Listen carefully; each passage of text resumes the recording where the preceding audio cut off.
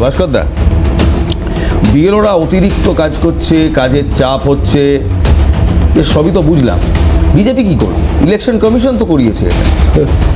BJP আর election কমিশনকে আপনি আলাদা করে দেখছেন? দেখবো তো, সেটাই তো সংবিধান বলে। কারণ আমরা ইলেকশন কমিশনের কাছে কোনো প্রতিবাদ করলে তার জবাব দিচ্ছে বিজেপি। ইলেকশন কমিশনে গিয়ে ওদের বলেই দিয়েছে যে আপনারাই আছেন, আপনারাই জবাব দিন। এবং একটা কথাই, শুভেন্দু অধিকারী এতগুলো কথা বলছেন, একটা কথা মনে এলো, আপনারা জানেন বিহারেও এসআইআর হয়েছিল, তখনও বলা হয়েছিল এই রোহিঙ্গা বাংলাদেশি ঘুষপেটিয়া, এটা বলা হয়েছিল। আমার জানতে ইচ্ছা করে কতজন রোহিঙ্গাকে পেয়েছেন এসআইআর করার পরে বিহারে, সংখ্যাটা বলুন, আর কতজন বাংলাদেশি পাওয়া গেছে সেই সংখ্যাটাও বলুন, এটা বলতে হবে। আমার কাছে এটা যে এই যে আজকে একটা ভীত সন্ত্রস্ত করে তুলছেন, ধরা যাক পশ্চিমবঙ্গে বাংলাদেশি আছেন, তার সঙ্গে এসআইআরের সম্পর্ক কি? নাগরিকত্বে কি কোনো প্রশ্ন এসআইআর তুলছে? কিন্তু একটা ভয় ভীতি পরিবেশ তৈরি করেছে, তোলার কথা নয় কিন্তু করেছে বিজেপি।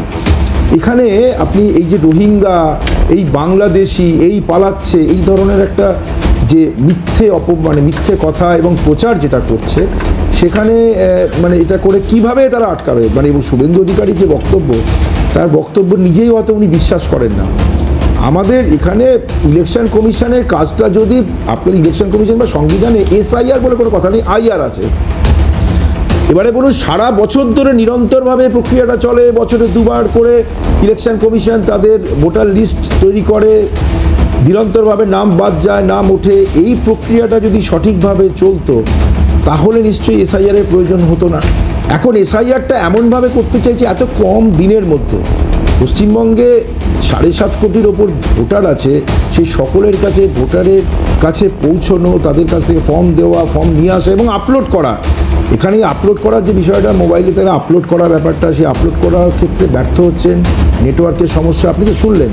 এরকমভাবে একটা তাড়াহুড়ো করে নির্বাচনের আগে যে পদ্ধতি করছে, এটা তো বিজেপি বলছে যেন এটা করতেই হবে, না হলে আমরা ইত্যাদি করব। আমার এখানেই আবার ফাল্গুনিদির কাছে প্রশ্ন, যে জিনিসটা 2002 সালে 3 বছর ধরে করা হলো, এসআইআর 3 বছর ধরে করা হলো, হঠাৎ করে সেটা 3 মাসে বাংলায় করতেই হবে, 26-এর আগে করতেই হবে কেন?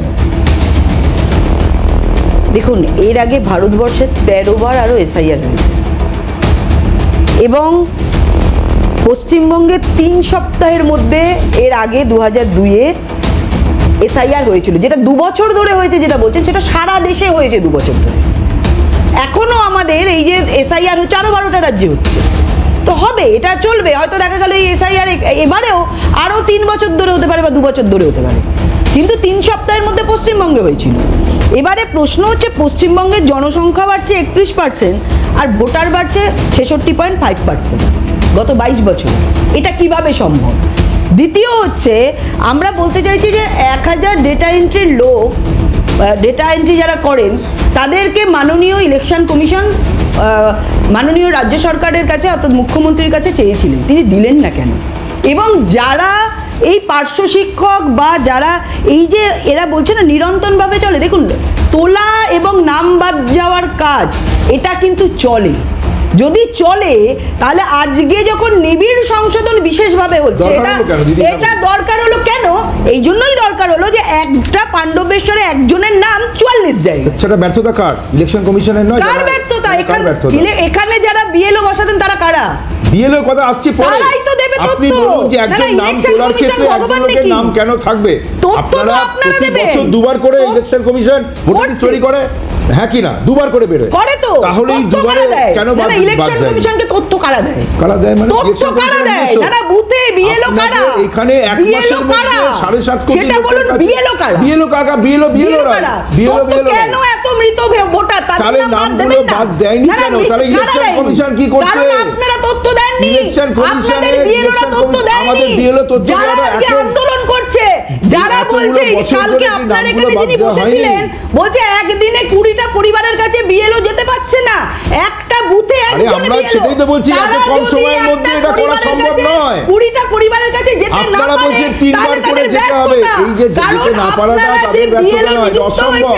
তাদের এবং থেকে অসুস্থ হয়ে ঘুষ পড়ছেন, নেওয়া BLO, আত্মহত্যা করছেন। সেই জন্য আত্মহত্যাটা তো আপনাদের সাজানো ঘটনা। এগুলো বলবেন না, তাদের পরিবার প্রদীপ বলছে, যার হাত- আমি বলছি এদের তদন্ত হওয়া আমি উচিত। একটা জায়গাতে একটু যার হাত একটু নেই পারলেন্স সেও- একটু পারলেন্স তাহলে তারা ফাল্গুনি নয় দি কেন? আত্মহত্যাটা যে সাজানো ঘটনা প্রমাণ রয়েছে আপনাদের কাছে?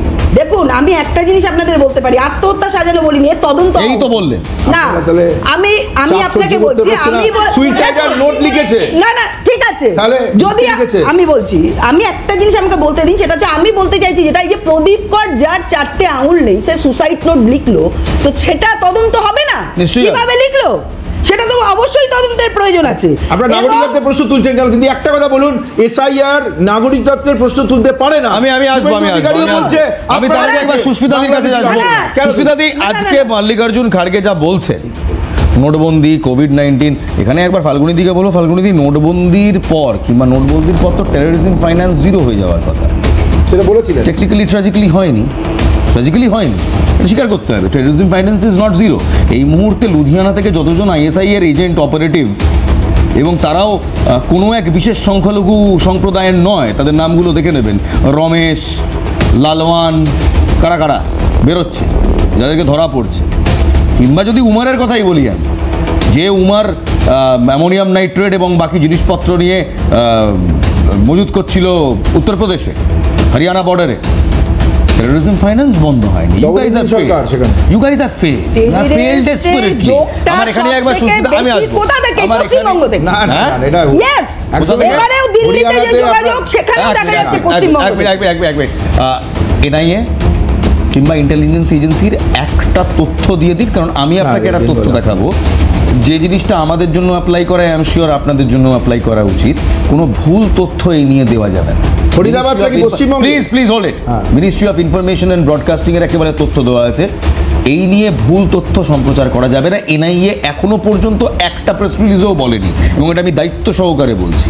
17 বছর ধরে এই বিটটা আমি করি, আমি দায়িত্ব সহকারে বলছি, এনআইএর একটা প্রেস কনফারেন্সে, প্রেস রিলিজে বাংলার নাম নেই। হ্যাঁ, একটা হাওয়ালা কাণ্ডে একজনকে তারা জিজ্ঞাসাবাদ করেছিল, উত্তর দিনাজপুরের একটা ছেলেকে তারা নিয়েও ছিল কাস্টাডিতে, ক্লিন চিট দিয়ে ছেড়েছে। সুস্মিতা দি, বিষয়টা হচ্ছে, দেখুন, সবচেয়ে বড় কথা হচ্ছে যে কোনো মৃত্যুই খুব মর্মাহত বিষয় এবং খুব দুঃখজনক, এটা বেদনাদায়কও দুঃখজনকও।